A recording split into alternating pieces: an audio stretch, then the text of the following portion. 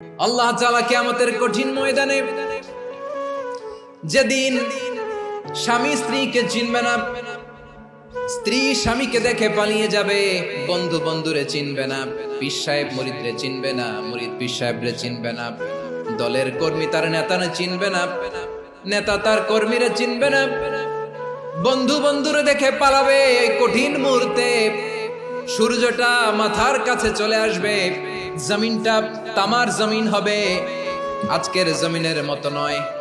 মানুষ ঘর্মাক্ত, ক্লান্ত, শ্রান্ত মাথার মগজগুলো কানের ছিদ্র আর নাকের ছিদ্র দিয়ে বেয়ে বেয়ে পড়বে।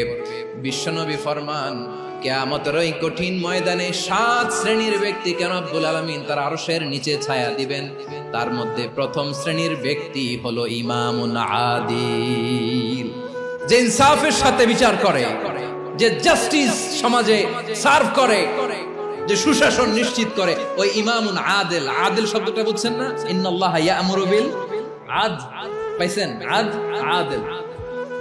7 শ্রেণীর ব্যক্তিকে আল্লাহ তাআলা সুশীতল আরশের নিচে ছায়া দিবেন, যেদিন তার দেয়া ছায়া ছাড়া কোনো ছায়া থাকবে না। এর প্রথম হচ্ছে ইমামুন আদিল, ন্যায়পরায়ণ শাসক। চিল্লায় বলেন সুবহানাল্লাহ।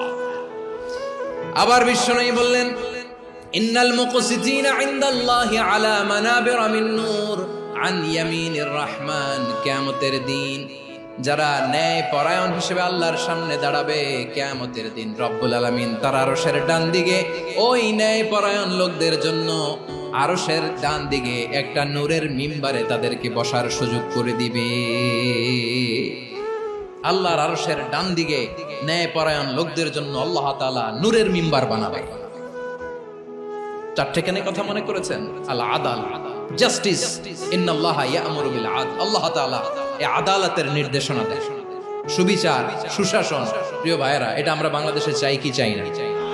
এই যে অরাজকতা, এই যে অন্যায়, এই যে জুলুম, এই যে ইনকনসিস্টেন্সি সমাজের অসঙ্গতির প্রধান কারণ জাস্টিস নাই, সুবিচার নাই, সুশাসন নাই। শেষবারের মতো আওয়াজ করে বলেন তো, আমরা বাংলাদেশে আদল চাই কি চাই না? তাহলে প্রথম নির্দেশনা শেষ, আল্লাহ তাআলা তোমাদেরকে আদলের আদেশ দেন। এরপরে আল্লাহ বললেন, আমি তোমাদেরকে ইহসানের আদেশ দেই। ইন্নাল্লাহা ইয়া'মুরু বিল আদলি ওয়াল ইহসান। আমি তোমাদেরকে যেমনি আদলের নির্দেশনা দেই, তেমনি ভাবে তোমাদেরকে ইহসানের নির্দেশনা দেই। ইহসান, আওয়াজ করে সবাই বলেন তো ইহসান। ইহসান মানে কারো প্রতি সফট হার্টেড হওয়া, মহানুভব হওয়া, অনুগ্রহ পরায়ণ হওয়া, অনুগ্রহশীল হওয়া, একে অপরের প্রতি দয়াদ্র হওয়া। একে অপরের প্রতি দয়াদ্র, অনুগ্রহশীল হওয়া ছাড়া মানবিক সমাজ কশিনকালেও গঠন করা সম্ভব না। প্রিয় ভাইয়েরা, সুন্দর আচরণ দিয়ে, ইহসান দিয়ে যা জয় করা যায়, নরম আচরণ দিয়ে যেটা অর্জন করা যায়, কঠোরতা দিয়ে সেটা পারা যায় না। বিষ্ণু ঈসা ইসলাম ইহসান দিয়ে, কোমল আচরণ দিয়ে, তার অনুগ্রহ দিয়ে তিনি অনেক কাফিরের হৃদয়কে জয় করে ফেলেছেন। সাইয়েদনা সুমামা ইবনে উসাল রাদিয়াল্লাহু তাআলা আনহুর কথা মনে পড়ে যায়। তিনি ছিলেন ইয়ামামার বাদশা। মদিনাতে বিশ্বনবীকে হত্যা করার নিয়তে এসেছিলেন, গোপনে গোপনে বিশ্বনবীকে হত্যা করে আবার ইয়ামামাতে তিনি ফিরে যাবেন। কিন্তু কি অবাক করা কাণ্ড, হত্যা করতে পারে নাই, সাহাবাদের হাতে তিনি ধরা পড়ে গেলেন। সাইয়েদনা সুমামা ইবনে উসাল রাদিয়াল্লাহু তাআলা আনহু হত্যার নিয়তে আসলেন, কিন্তু হত্যা করতে পারলেন না। সাহাবারা ওনাকে ধরে ফেললেন, ধরে মসজিদে নববীর পিলারের মধ্যে বেঁধে রাখলেন। সুমামা ইবনে উসাল, সিরাত থেকে শোনাচ্ছি রাদিয়াল্লাহু তাআলা আনহু, ইয়ামামার অধিপতি ছিলেন। বিশ্বনবীকে হত্যার জন্য আসছেন, ধরা পড়ে গেছেন, এখন মসজিদে নববীতে বেঁধে রাখছে, তার মানে বন্দী। এখন স্ট্যাটাস কি? বন্দী, ক্যাপ্টিভ। তো বিষ্ণু ঈসা ইসলাম সাহাবাদেরকে বললেন, তার খোঁজ খবর নিও, সুমামা ইবনে উসালের খোঁজ খবর নিও। সাহাবারা বলেন, ইয়া রাসূলুল্লাহ, আপনাকে হত্যা করতে এসেছে, তার তো কঠিন ক্যাপিটাল পানিশমেন্ট হওয়া দরকার, কঠিন শাস্তি হওয়া দরকার। বিশ্বনবী বললেন, না, আমি যেটা জানি তোমরা সেটা জানো না, তোমরা সুমামার সাথে ভালো আচরণ করো। বিশ্বনবী সুমামার কাছে গেলেন। প্রথম দিন যে তিনি কালেমার দাওয়াত দিলেন, ইমানের দাওয়াত দিলেন, ইসলামের দাওয়াত দিলেন, রিসালাতের দাওয়াত দিলেন, আখিরাতের দাওয়াত দিলেন। পরের দিন যে বিশ্বনবী সালাতের দাওয়াত দিলেন, যাকাতের দাওয়াত দিলেন। ইসলাম কি, কিভাবে, কেমন করে পালন করতে হয় চমৎকার আর্টিকুলেট করতে শুরু করলেন। তন্ময় হয়ে সুমামা ইবনে উসাল রাদিয়াল্লাহু তাআলা আনহু বিশ্বনবীর কথাগুলো শুনতে আরম্ভ করলো। একদিন নয়, 2 দিন নয়, টানা 3 দিন বিশ্বনবী সুমামার কাছে ইসলামকে প্রেজেন্ট করেছেন, উপস্থাপন করেছেন। আওয়াজ করে বলেন, কয় দিন? 3 দিন। 3 দিন মসজিদে নববীতে বাধা। আর সাহাবীদেরকে বললেন, তার খোঁজ খবর নিও। তোমরা যে রুটি বানাও এর মধ্যে সবচেয়ে ভালো আটার রুটিটা তারে দিও, সবচেয়ে রিফাইন্ড খেজুর, যেটা পিওর খেজুর, এটা তারে দিও। আর বিশ্বনবী নিজের উট থেকে দুধ দহন করে ওনার বাড়ির এক কর্মচারীকে বলেছেন, দুধ দহন করে সুমামার জন্য নিয়ে যাও। সুবহানাল্লাহ পড়বেন না? সবাই তো অবাক, ইয়ামামা থেকে আসছে নবীকে হত্যা করতে, বিশ্বনবী দেখে তারে জামাই আদর করেন। একদিন নয়, 2 দিন নয়, টানা 3 দিন বিশ্বনবী এভাবে সুমামার কাছে যেয়ে ইসলামকে প্রেজেন্ট করতে আরম্ভ করলেন, ইসলামকে উপস্থাপন করতে শুরু করলেন।